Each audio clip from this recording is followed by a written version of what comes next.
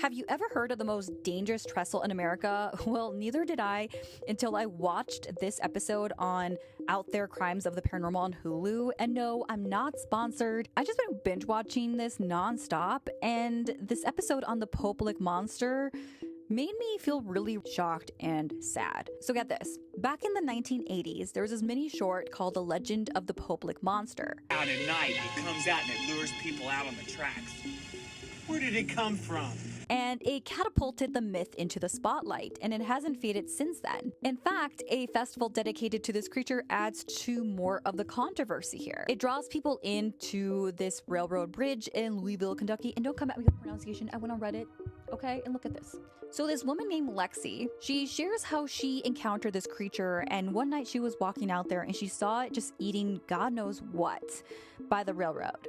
And she feels like it might have seen her. She's not sure, and she still reflects on that experience till this day. But aside from people claiming to see the Goatman or this Popelik monster, so many people continue losing their lives, and at the cost of something that I believe is very preventable. So the truth is that people flock here unaware that this is an active railroad.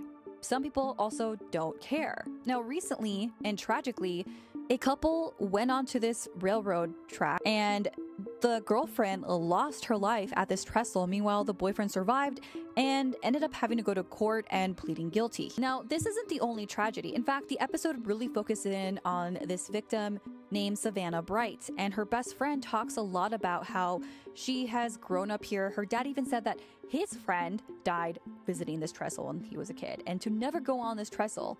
So I can only feel for her when she said that she saw the Snapchat of her friend going on to this trestle, and unfortunately, we know what happened here. And while some may witness the scripted, others argued that it's a sensationalized urban legend that distracts people from the real danger, which is trains. And yet these festivals continue celebrating this urban legend or this Popelik monster, and it draws in tourists, perpetuating a cycle of risk. And you might be wondering, well, are there signs? Yes, there are signs. There's so many signs. And yet people still visit this place. I think that if they're going to do a festival, they should definitely continue bringing on the educational aspect. But I'm sure there's way more to it. I'm sure some of you guys have strong opinions on this matter, so let me know.